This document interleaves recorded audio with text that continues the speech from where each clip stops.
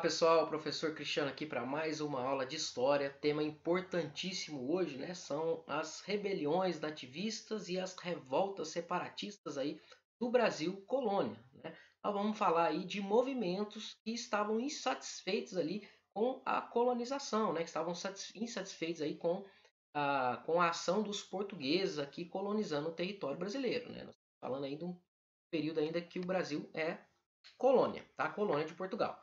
Então, primeiro nós temos que diferenciar essas revoltas, tá? Então, eu vou começar diferenciando as revoltas, as rebeliões nativistas das revoltas separatistas, né? Qual que é a diferença de uma para outra? E aí nós vamos analisar uma a uma aí todas elas, tá ok?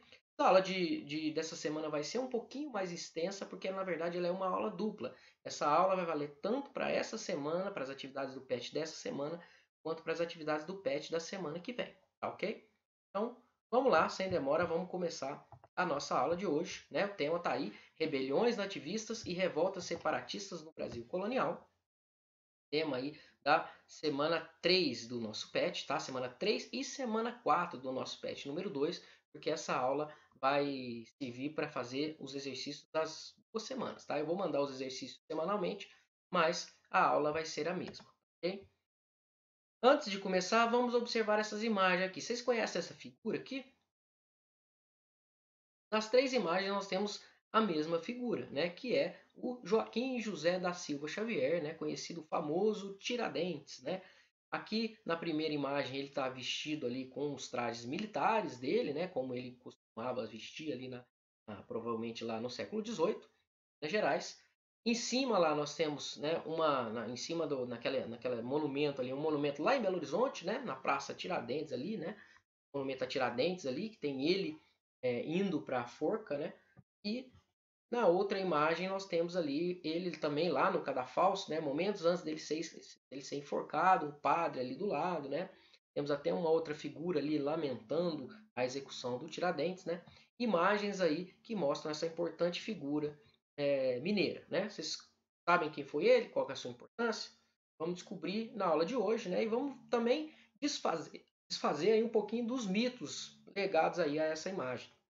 Vocês perceberem lá, na segunda e na terceira imagem, ele está bem próximo de uma outra figura que vocês conhecem bem, né? Jesus Cristo. A imagem dele foi aproximada da imagem de Cristo. Isso tem uma intenção, nós vamos ver o porquê tá? Mais ao final da aula, tá ok? Então, ó, o personagem então retratado nas pinturas é o alferes Joaquim José da Silva Xavier, o Tiradentes. Tá? Tiradentes ele participou de uma importante conjuração acontecida no território colonial, lá em 1789, em Minas Gerais, né, chamada de Inconfidência Mineira. Ele foi o mártir da Inconfidência aí, né, famoso.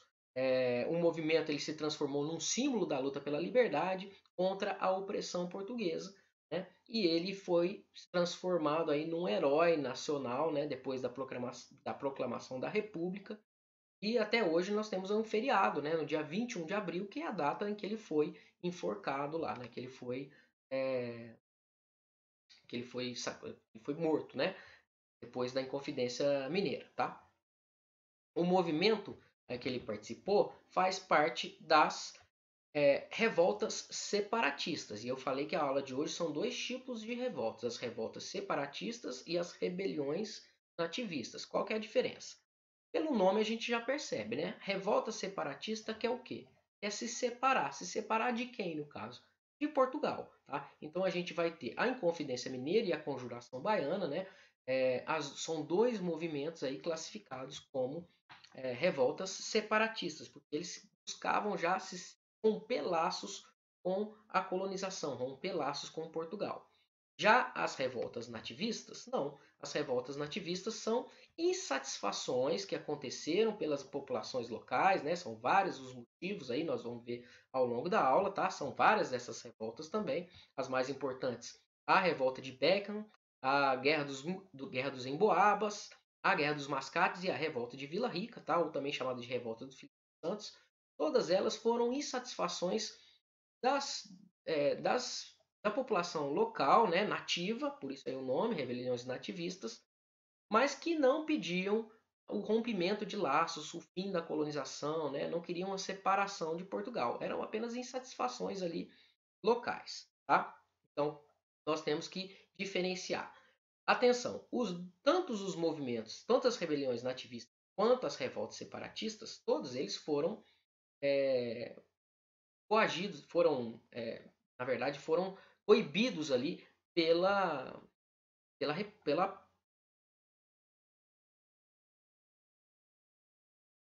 todos os movimentos aí, tanto as revoltas nativistas quanto as rebeliões nativistas quanto as revoltas separatistas foram coibidos aí pela ação da coroa, tá? Não tiveram sucesso, né? O Brasil ele vai se tornar independente só lá em 1822, né? Movimento posterior aí, mas essas revoltas elas já demonstram a insatisfação de setores aí da sociedade brasileira, né, dos povos que viviam aqui no Brasil, tá?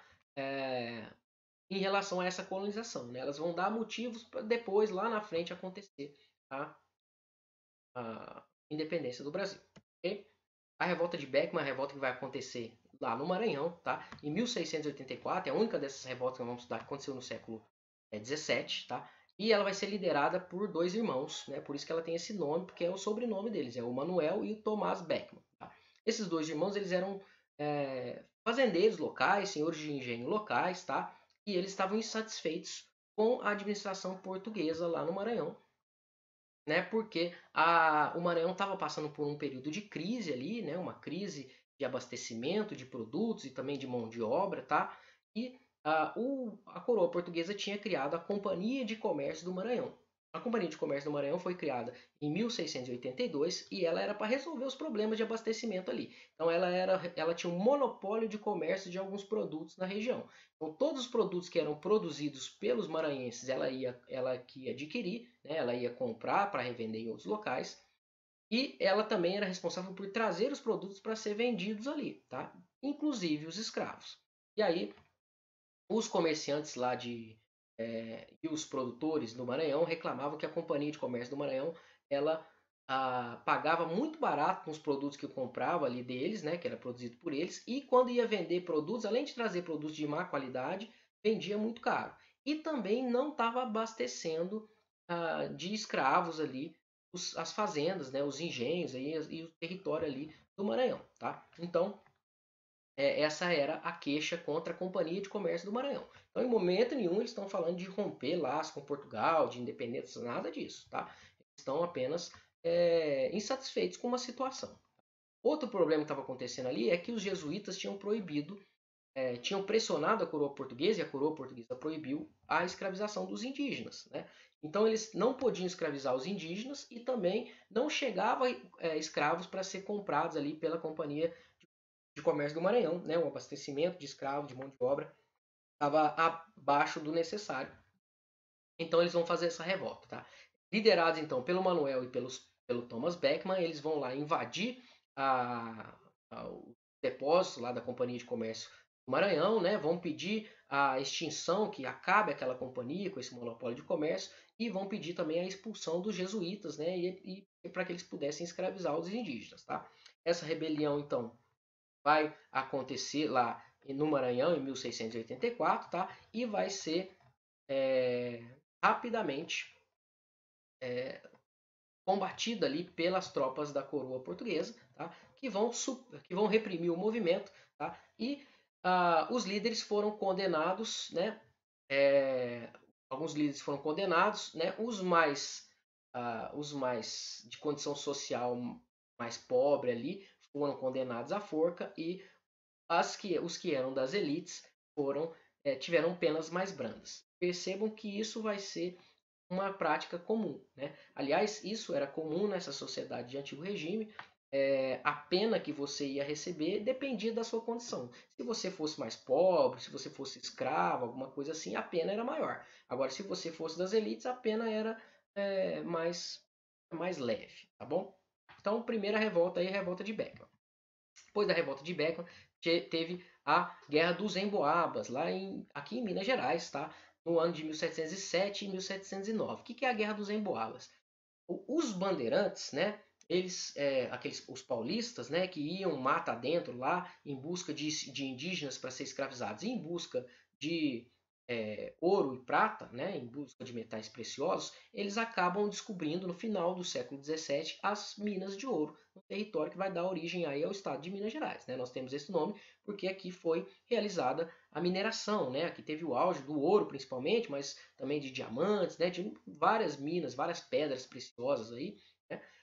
E foi descoberta, essas primeiras minas de ouro foram descobertas pelos paulistas, pelos bandeirantes. Né? Mas logo que essa notícia se espalha, muita gente vem para cá, seja gente lá do Nordeste, gente de outras regiões do Brasil e também muita gente vindo lá de Portugal. Esses estrangeiros que vinham para a região eram interessados no ouro, claro. Esses estrangeiros que vinham para a região eram chamados pelos paulistas de emboabas, tá? A palavra emboabas é uma maneira pejorativa, né? Os bandeirantes, né? Apesar de eles serem retratados aí nos livros de história com chapéu, com botas, né, com roupas todas. Na verdade, eles estavam no meio da mata lá, meses viajando, não tinham botas, então eles ficavam descalços, né? E eles falavam inclusive a língua dos indígenas, né?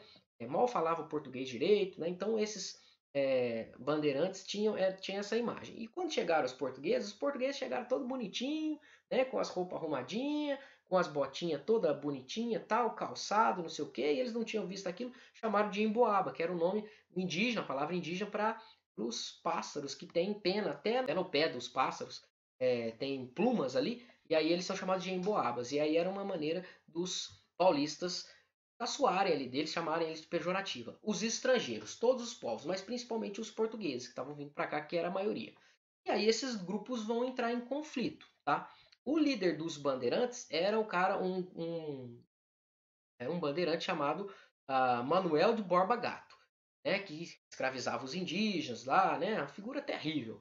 E o líder dos emboabas, né, dos portugueses, era um português chamado Manuel Nunes Viana. E aí eles vão liderar ali o confronto. Esses confrontos entre eles, pelo controle das minas, né, da região mineradora aqui, vai acontecer entre 1707 e 1709. Um fator importante aí, ficou bastante conhecido, foi o Capão da Traição, né?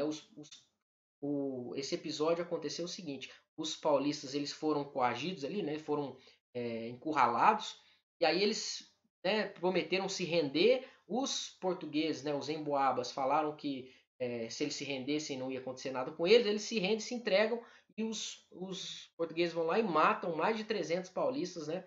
E aí essa luta aí ficou chamado, né, esse confronto foi chamado de Capão da Traição, né? E foi muito importante. Por fim, os portugueses ou os emboabas saem na frente e ganham aí essa disputa com os paulistas e os paulistas vão ser expulsos aí do território de Minas Gerais e vão buscar ouro em outras áreas e vão acabar encontrando na região de Goiás, Mato Grosso ali, tá? Anos mais tarde, tá? Ou então eles vão atuar vindo como tropeiros para abastecer aqui, seja de escravos ou seja de produtos alimentícios, né, e etc e tal, o território de Minas Gerais depois, tá?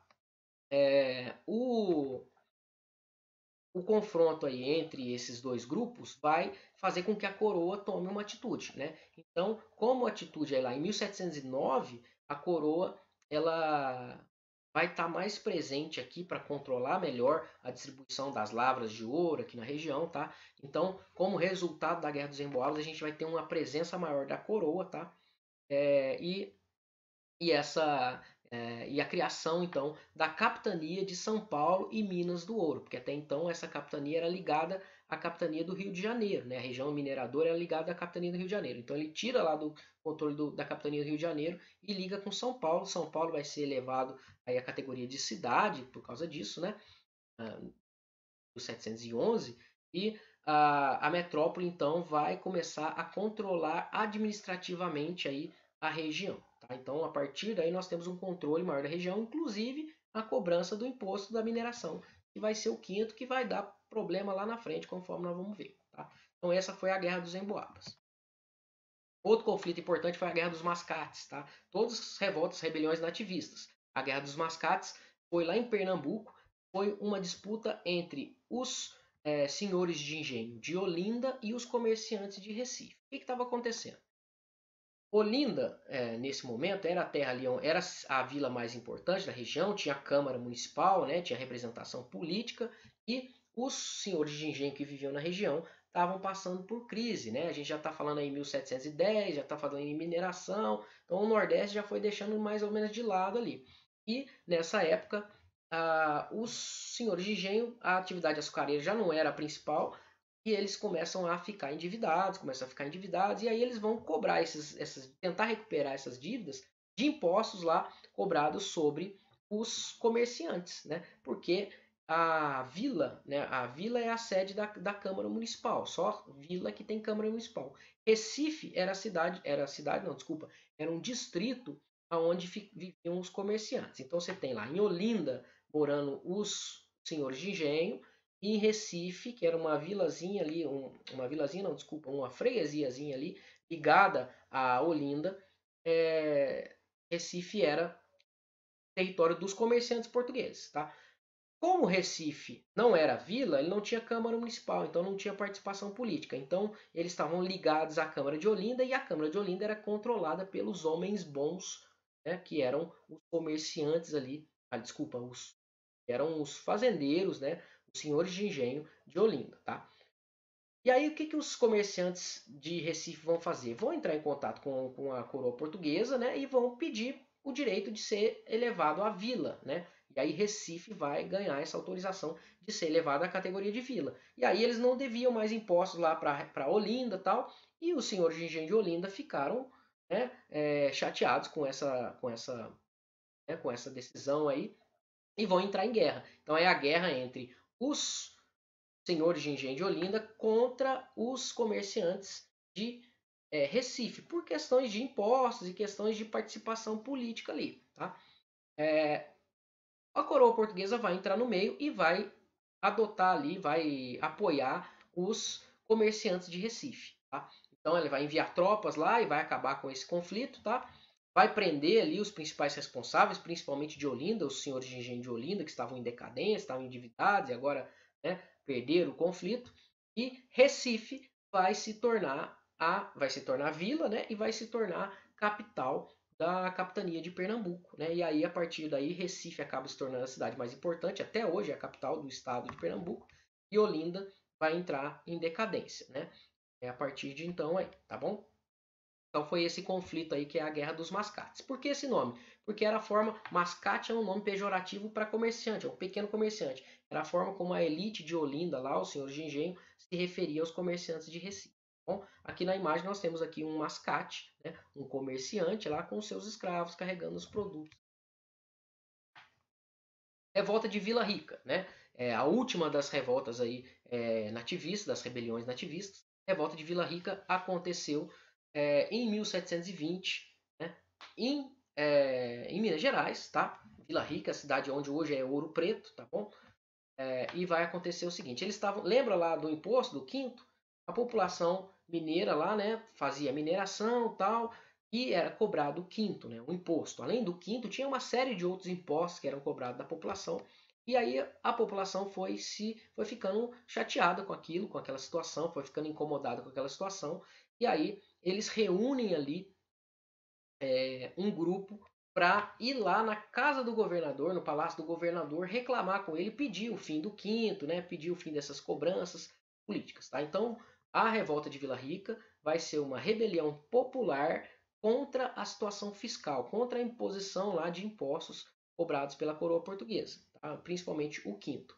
E contra a instalação das casas de fundição, porque a coroa portuguesa instalou a casa de fundição, que era um local onde todos os mineradores tinham que ir lá levar o ouro tinha que ser entregue lá, ser pesado, tirado o imposto para depois ser devolvido para eles.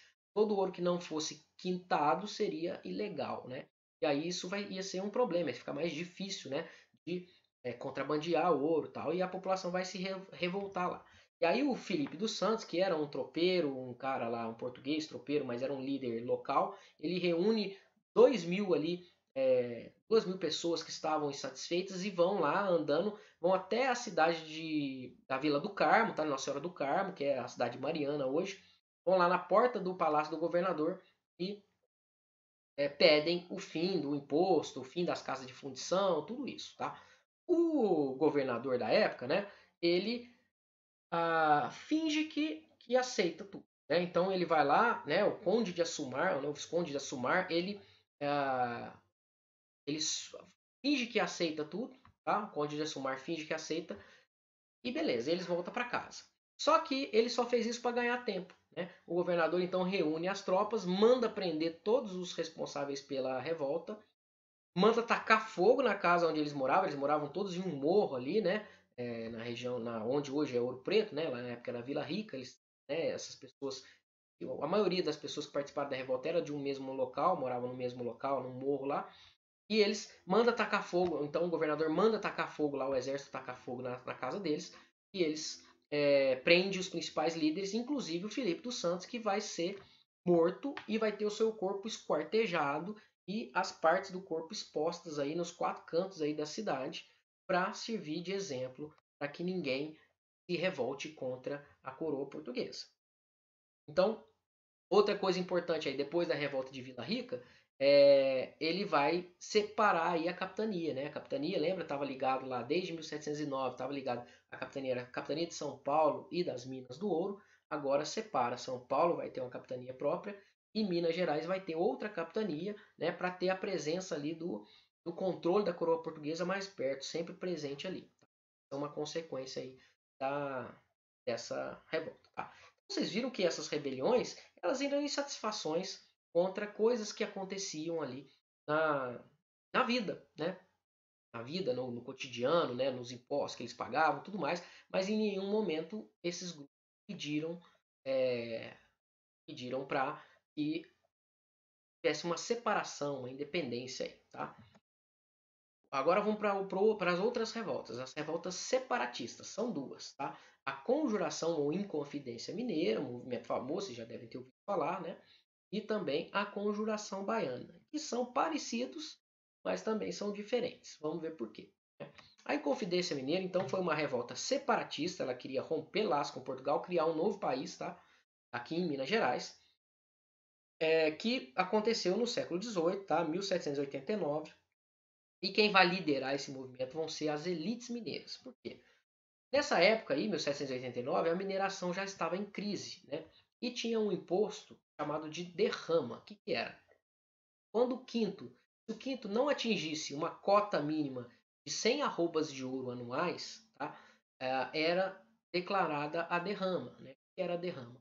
Derrama era assim, todo mundo que vivia ali na vila poderia contribuir para chegar, para completar o que estava faltando ali. Né? Então eles iam, claro que não era, né? Estou aqui dando meu patrimônio para contribuir, não. As tropas da coroa iam invadir a casa das pessoas, né? Verificar o que tinha de bom lá e esses bens iam ser confiscados. E isso, nessa cobrança então de dívidas aí, né? de dívidas, de impostos atrasados aí, incomodava muito as elites, porque as elites estavam todas endividadas nesse momento, né? E aí esse movimento vai começar. Um movimento secreto, eles faziam reuniões secretas, né? Combinavam, né? Os encontros, tudo, ninguém sabia de nada, tá? E lá eles discutiam, né? O que eles iam fazer, que eles estavam todos endividados. E aí, muitos dessas elites, né? Eram poetas, né? Eram advogados, né? Eram grandes fazendeiros, eram grandes mineradores, né? Esses caras tinham filhos, né? Ou às vezes eles mesmos tinham ido estudar lá na Europa. E na Europa tinham tido contato com as ideias do iluminismo, né? Com aquelas ideias de liberdade, aquilo tudo que vocês já estudaram. E aí essas ideias do iluminismo vão começar a circular ali entre esses líderes da Inconfidência Mineira. E aí eles combinavam ali. Né? Qual que era a proposta dele? O medo era a derrama, era a declaração da derrama, tá? Então, você tinha o Conde Barbacena, que era o governador da época, e ele ameaçava ali, né, que se não atingisse a cota lá de 100 arrobas de ouro anual, ele ia declarar a derrama. E aí os inconfidentes estavam todos preocupados. E aí eles, nas reuniões secretas, né, queriam romper laços então com Portugal, né, o estabelecimento de uma república, tá? Além disso, eles queriam o fim lá, né, do pacto colonial, daquelas, né, fazer um comércio livre, sem interferência. Também queriam as ideias do liberalismo, né? Também queriam que nesse novo país, que seria a região de Minas Gerais ali, né? A capital seria em São João del Rei, ia ser instalado também indústrias na região, que estava proibido, tá? Na mineradora não Na colônia não podia ser instalado indústrias, é uma lei de 1785 proíbe isso.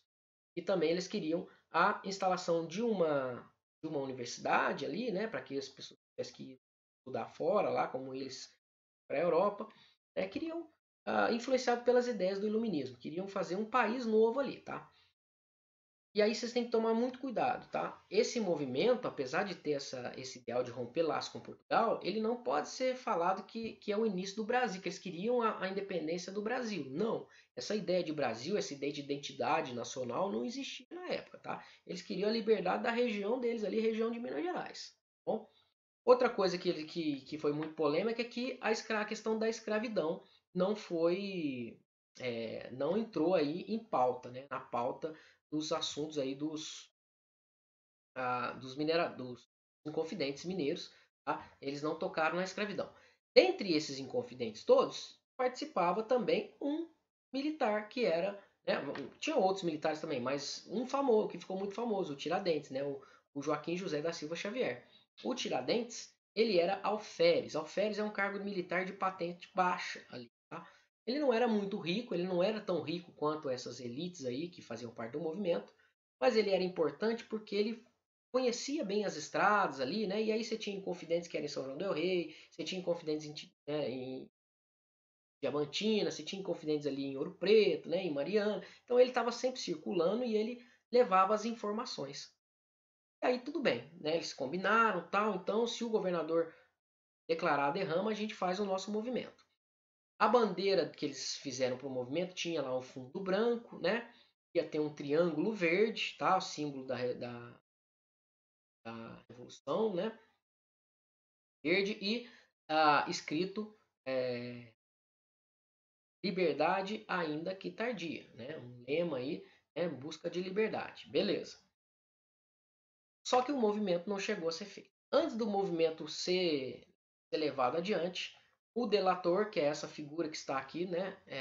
O Joaquim Silvério dos Reis foi lá e entregou todo o plano para a coroa portuguesa.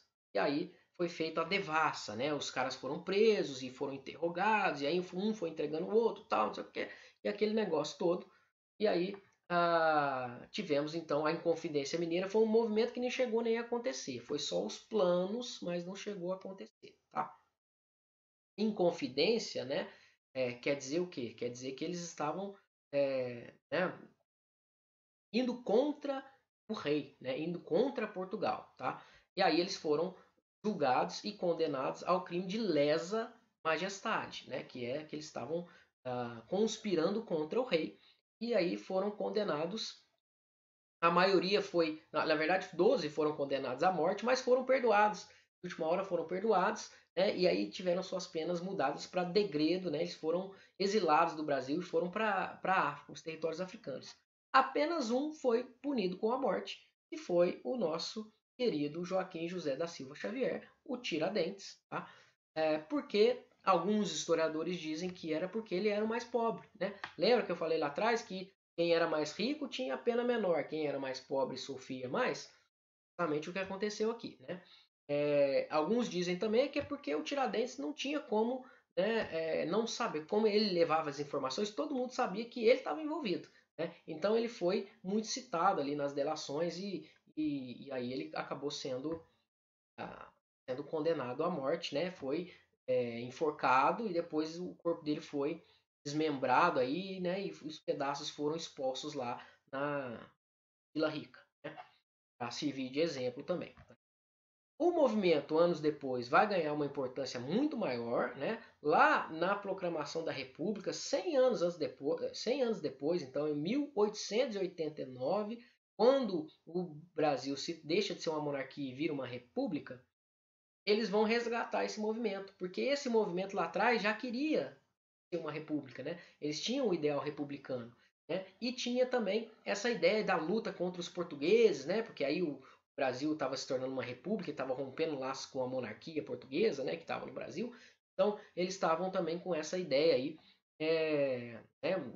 O Dom Pedro I, né? E o Dom Pedro II eram portugueses. Então eles estavam indo com esse sentimento anti-português, vão buscar essa inspiração lá na Inconfidência Mineira. Tá? E aí escolheram o líder. Quem era o líder? O militar. Lembre-se que quem proclamou a república foram os militares, tá? No Brasil. Vocês não estudaram isso ainda, mas vocês vão estudar. Então os militares vão escolher quem? O militar. Quem que era o militar? O Tiradentes. Mas eles vão retratar o Tiradentes como ele era? Não, vai ser retratado de uma forma com que ele possa ser facilmente identificado pela população. Olha só, afinal na história de Cristo, Cristo também foi morto ali, né, para salvar todos. E aí, ó, no movimento da Inconfidência Mineira, ninguém morreu, só o Tiradentes. Então ele também foi sacrificado, um mártir, para salvar a todos na luta pela liberdade, né? E aí coloca essa imagem dele, percebam nesse quadro aqui, esse quadro é o Tiradentes suplicado ou Tiradentes esquartejado, pintado pelo Pedro Américo, tá? Lá em 1893, então lá na Proclamação da República, 100 anos depois, né? E a imagem dele é retratada como se fosse Jesus, né? Quando ele foi enforcado, Tiradentes, né? Provavelmente ele estava com o cabelo raspado, com a barba raspada, né? Porque era um procedimento padrão para os condenados aí. Mas ele foi retratado com a barba, com o cabelo longo e tal, para se assemelhar a Jesus. E percebam que a posição do corpo ali, a cabeça dele lá em cima e as estruturas de madeira até lembram a cruz, né? De Cristo ali. E inclusive tem uma cruz de Cristo ali, para se você não percebeu, tá ali explícita na sua cara, né? Então, essa imagem do Tiradentes é uma imagem criada aí, né? Como o mártir da independência, que lutou pela liberdade, né? Foi criado 100 anos depois. Aqui os outros quadros, né? Pintados aí a respeito da, da Inconfidência Mineira também. Tá bom? E o outro movimento é a Conjuração Baiana, também chamada de Revolta dos Alfaiates. Assim como a Inconfidência Mineira, a Conjuração Baiana aconteceu 10 anos depois da Inconfidência Mineira, tá? 1798 e 99. E, assim como a Inconfidência Mineira, ela também foi influenciada pelas ideias iluministas que foram trazidas pelas elites ali que frequentavam a maçonaria e tal, só que é diferente. A Inconfidência Mineira, eles estavam preocupados com a questão dos impostos, né? Já na Conjuração Baiana, eles estavam preocupados com o abastecimento, né? Lembra que eu falei que depois da crise lá do açúcar, o Nordeste ficou meio abandonado? Então, a Bahia, né, a Salvador, estava meio abandonado, né? A capital tinha mudado para o Rio de Janeiro e tal, e eles estavam passando por penúrias ali, tem uma inflação, né, os preços subindo todo dia, e aí eles estavam insatisfeitos com a atuação da coroa e influenciados pelas ideias iluministas, eles vão fazer um movimento de independência, tá? Inclusive influenciados também pela independência dos Estados Unidos, né? A conjuração, desculpa, a Inconfidência Mineira, né, também foi influenciado pela independência dos Estados Unidos, que nós já estudamos, vocês já estudaram, né? Inclusive, alguns inconfidentes mineiros trocaram cartas lá com o Thomas Jefferson, com o pessoal lá da independência dos Estados Unidos. Na Conjuração Baiana, não. Eles ouviram os movimentos, tal, algumas lideranças se reuniam numa loja maçônica e começaram a discutir essas ideias. E eles começaram a escrever uns panfletos e espalhar pela cidade de Salvador. E aí a população, lendo esses panfletos, também ficou insatisfeita, estava em penúria, né? Estava sofrendo ali, eram constantes saques lá, né, as lojas por alimentos, porque o pessoal estava passando fome. Eles vão, então, lógico, a população mais pobre também vai aderir rapidamente a esse movimento. Então temos uma diferença aí. A Inconfidência Mineira foi um movimento das elites. Aqui a Conjuração Baiana não. A gente tem um movimento já, uma participação popular maior, tá? Inclusive de algumas pessoas, uns trabalhadores que eram negros, né? Inclusive alguns alfaiates, né? E alguns soldados ali, né? Que estavam insatisfeitos com a situação. Nós temos uma imagem ali, ó, onde a gente vê as lideranças ali, né? Os 4 que foram sacrificados eram os líderes que eram negros. Tinha líderes da elite também, tinha padres, a gente tinha homens da elite participando desse movimento, mas esses não foram sacrificados, esses não foram mortos, né? Olha aí, de novo. Então, o que acontece? Esses caras, influenciados pelas ideias iluministas, fazem ali um movimento. A ideia deles era a instalação de uma república também, assim como foi na Inconfidência Mineira também, mas eles lutavam também pelo fim da escravidão, né? E pela implantação de um livre comércio, né? E também pela melhoria dos soldados, né? Do salário que os soldados recebiam, porque tinham os militares participando também, etc. Então eram várias causas ali. Mas olha a diferença. A Inconfidência Mineira não queria o fim da escravidão, eles não decidiram. Aqui eles vão lutar pelo fim da escravidão, né? Lembre-se que lá as elites da Inconfidência Mineira, muitos eram detentores de escravos, então essa escravidão, o fim da escravidão, para eles não era uma questão que eles colocaram lá como um dos princípios da Inconfidência Mineira. Na Conjuração Baiana a gente já tem isso, tá bom? E aí esse movimento também vai ser delatado, né? Assim como lá na Inconfidência Mineira, o Joaquim Silvério dos Reis entregou lá os seus companheiros, a Conjuração Baiana também vai ser delatada, alguém vai lá e vai entregar os companheiros, e aí eles vão ser presos, né? E dos 43 presos, apenas 4 foram mortos, né? Outros foram degredados, outros, né, ficaram presos, mas 4 foram condenados à morte. Esses 4 que estão aí, né? Que são o Manuel Faustino dos Santos Lira, o João de Deus do Nascimento, o Luiz Gonzaga das Virgens e o Lucas Dantas, que eram as lideranças populares, as lideranças negras, né, mais pobres.